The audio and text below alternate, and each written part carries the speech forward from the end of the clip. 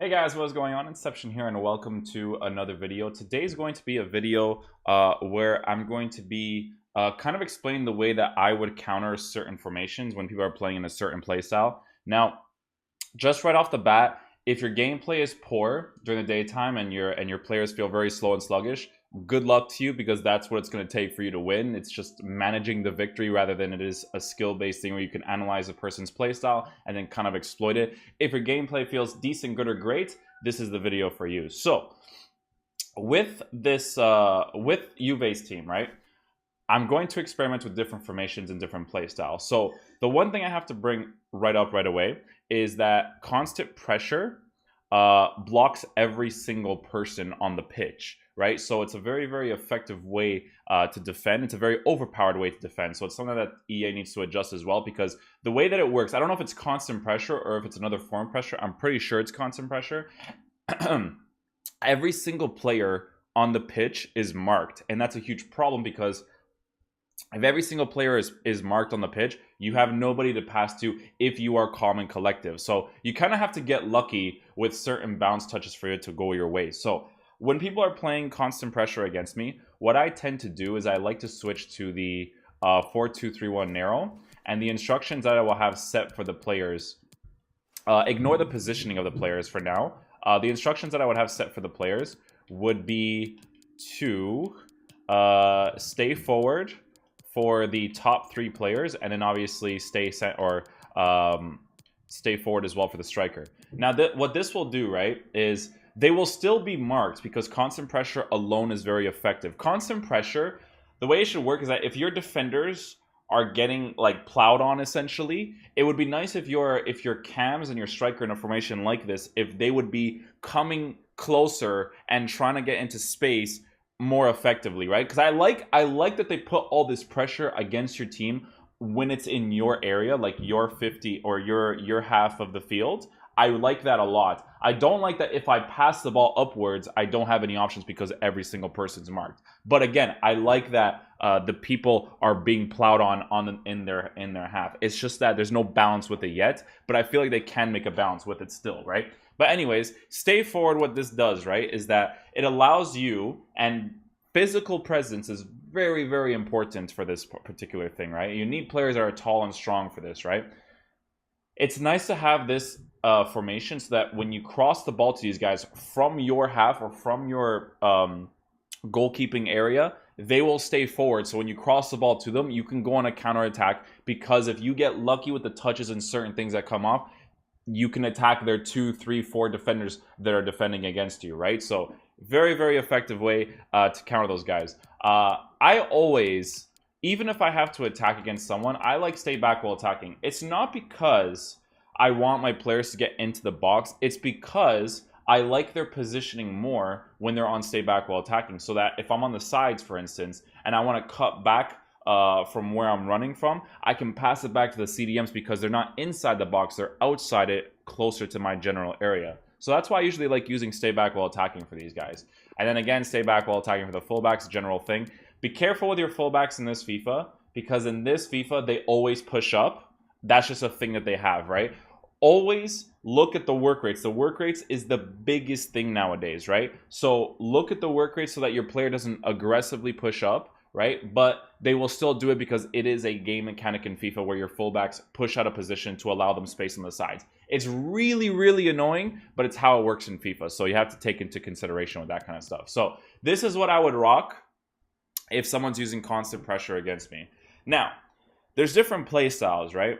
If someone is really trying to congest your midfield, right? If you notice that they're never pushing out wide and they're trying to congest your midfield as much as possible, you can also counter them by congesting your midfield as well, or you can counter them by having width in your team and stay with the 4-2-3-1, defend with your Matuidi and Khedira, which is going to be harder, but if you can pull it off, passing the ball to your front three who are on stay forward will help because they congested their midfield. But what you do is you pass it out wide, and from playing it out wide, their center mids now have to push out wide. So if they push out wide, you can go back into the middle and exploit the space that they left open in the middle because they pushed out wide with their center mid. You guys get what I'm saying? You want to be able to push players out of position for you to score certain goals. Sometimes using the formation that is the exact same as the other person, you won't really get anywhere with it, right? Because it's kind of like just balancing each other out. But if you're using like a 4-4-2, for instance, right, and you have faith in your two center mids that they will be good enough to defend,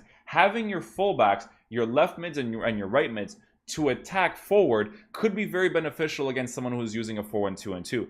But it can also backfire, because if they're using a 4-1-2-2, they can exploit your midfield more and they can get those finesse shot angles a little bit easier, right? So, other formations that I would use. If I am winning a game, right, and I want to hold on to that result, right, some people don't switch to constant pressure. If they don't switch to constant pressure, right, what I like to do is I like to play the 4-2-3-1 narrow, and this is a very important thing. For your left mids and your right mids, it's very beneficial, right, to tell them to either come short or be a target man, because these come short and be target man. I would say come shorts, to be honest, right? The reason why that's good, right, is because if you have come short on your left mids and right mids, that means that they will not commit forward when you are trying to hold the result, right? So that's why your left mids and right mids will commit forward, because you don't have that supporting run as a thing, right? Now, their work rates will still make them push forward depending on what their work rates are. So for instance, if I look at and I just backed out the whole thing. If I looked at Mandzukic's card, for instance, right? His work rates are high work rates. So if I tell him to come short, he will do that quite nicely, but he will still push forward from time to time because of that specific work rate, right?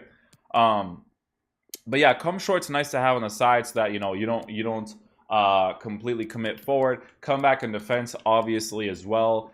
Stay back while attacking, cover the center always on your CDMs. Very rarely should you have cover the wings, because you have to have cover the center in this FIFA, again, because of those finesse shots. Those finesse shots are very, very effective, so you want to have as much defensive presence in the middle as possible. Is it effective to go to the sides to cross the ball in? It absolutely is. But the thing about FIFA is that that's what people go for the most, is these finesse shots. But again, got to be very careful with those crosses. That's why it's very important for your center backs to have jumping, physical stats, good height. Your fullbacks to have the same. Like Kyle Walker's a great right back in the game. I love defending with him. You know, stuff like that is very, very important, right?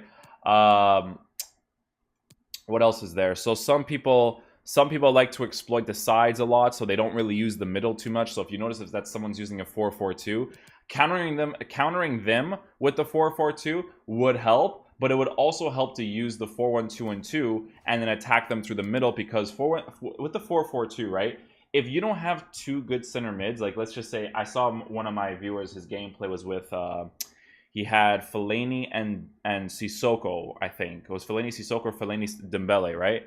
And in his team, you can notice that if this guy was using a 4-1-2-1-2, he can really, really exploit the middle of the pitch, right? So I'll show you guys, for example, right? If I were to switch to a 4-1-2-1-2 and someone is using a 4-4-2, again, it works both ways. You can exploit his middle because his left mids and right mids are on the sides and they have to commit into the middle. It depends, right? So if you're using a 4-4-2 and your defensive width is narrow, your left mids and right mids will act more like right center mids and left center mids, but still more closer to the sides, right? So, but if that happens, it allows you to exploit the sides. So if you notice that someone's playing a very narrow way of playing, you could switch your tactic to be wide again, right? So it's all about like this game, right? Again, I really have to emphasize that the way that the gameplay is being played is very important. If your gameplay is slow and sluggish, which it is majority of the time during the daytime, all of this stuff is irrelevant. Just good luck in trying to win your games. That's what's the important thing. But I'm saying this, if your gameplay feels decent, good, or great, these things are very important for you to counter your opposition. Some of the days that I have good gameplay, man, tactics is everything, right? Being able to counter my opponent and seeing what he's doing is very, very important, right? So with the 4-1-2-1-2, what I would do is I would put stay back while attacking for the fullbacks. I would have stay back while attacking for the center mids, as well as cover the center. Now, your center mids, right? Your center mids will depend on the play style that your opponent is playing. So, again, if you notice that someone is not overcommitting in the middle, right? and you know they're playing like a 4-4-2, telling your center mids to stay back while attacking isn't going to be ideal. That one center defensive mid with people on balanced instructions will still offer you a good defensive presence in the midfield, but it'll allow your center mids to push forward as well to exploit the person's defense, right? Because they're not overcommitting in the middle. So for instance, I have stay back while attacking for my fullback, stay back while attacking, and cover center for the center defensive mid. And then on the for your two center mids, obviously it's always stay center because you want to play center if you're going to be using a 4-1-2-2, right? Not free roam. Cover the center, right? If you keep them unbalanced, I'll give you an example. So I'll have to switch the squad right here. So let's just say Kadir would be the CDM. He's more of a center defensive mid player than anybody. Matuidi, I don't know if driven shots are good now because the gameplay patch came out today. So as of right now, I'm not sure. But the way that FIFA was before, right? Matuidi on the right side being left-footed is good for those finesse shots, right? Same thing with Pjanic because Pjanic, I believe, also has a 4-star weak foot, if I am not mistaken. He has a 4-star weak foot, so he'll be good in the shooting department as well. But as well, if you have balance, they will move freely, right? If someone's using a 4-4-2, so you'll be able to exploit the middle a lot. You don't necessarily have to put instructions for your two strikers and so on and so forth, right? Because keeping them on balance will allow them to linger around the 18-yard box more often. Getting in behind someone's defense is only worth it if you're using Ronaldo. Because to get in behind someone's defense, you need physical prowess. You need to be tall. You need to be fast. Those three things are very important. You also have to have good agility or balance. Preferably agility. Agility, the bigger one, right? You can't really do this with Aubameyang because Aubameyang's fast, but defensive AI, as you guys know, is very effective. So they will warp to these players really, really quickly from the first touch, especially in poor gameplay, right? So it's not really worth telling your players to get in behind, in my opinion, right? So unless it's Cristiano Ronaldo. So again, very important for me personally to keep them on balance, to let them linger around the position, but to keep everybody else on balance as well, so that there is a good balance in attacking play and defensive play. Another effective way to waste time if you truly want to do it is to play the 4-3-2-1 or the 4-3-3, the variation that Juve plays with in the beginning, which I will set to default right away. Team management, and how do you switch to default? Adjust position, quick subs, suggested subs. Reset all players to default. Oh, formations. Oh. I have no idea how to set them to default. I think you have to go into the menus and reset to default. But anyways, 4-3-3. They have different variations of the 4-3-3, so you can see right here. 4-3-3 variation here. This is their defensive version. So if you look at the possession drop back version, right, the 4-3-3 is effective. So if you look at Juve's tactics with a 4-3-3 for defending, stay back while attacking and overlap. Don't want to have overlap, obviously. So mixed attack. Actually, I can see overlap being effective to waste time. So if your players overlap, it allows your Ronaldo to go back. You know what? It's actually kind of worth the risk using overlap, because that means that you have more attacking players, and defensive AI is more effective when the person is in your half of the area.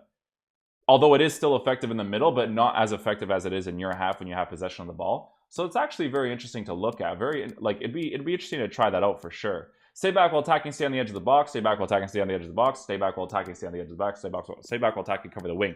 Don't cover the wing. Oh, interesting. So they have covered the wing so that if your fullbacks commit forward, they will occupy the position of the center mids, and these guys over here will cover the wing. So that's what they probably have it set to most of them, I would believe. Yeah, they do have it to cover the wing. So that's actually an interesting way of playing for ultra defensive. So your fullbacks commit forward, but your center mids will occupy the spot of the fullbacks, and your fullbacks will go into the midfield. So that actually could work out really nicely as well. So that's definitely worth looking into as well. Yeah, this looks like a fun variation definitely to try out. What other play styles do people play? Everybody plays a very linear way. It's always about finding the finesse shot angle, holding wide to pass it past your fullbacks, because the fullbacks like to commit forward a lot. I can't really think of any right off the top of my head. So people overcommitting on the attack, you can do the same thing. Like if someone's using like a 3-5-2, you can use a 3-5-2 to counter it, or a 4-1-2-2 and exploit or a 4-4-2 to exploit the sides because they're all committed into the middle.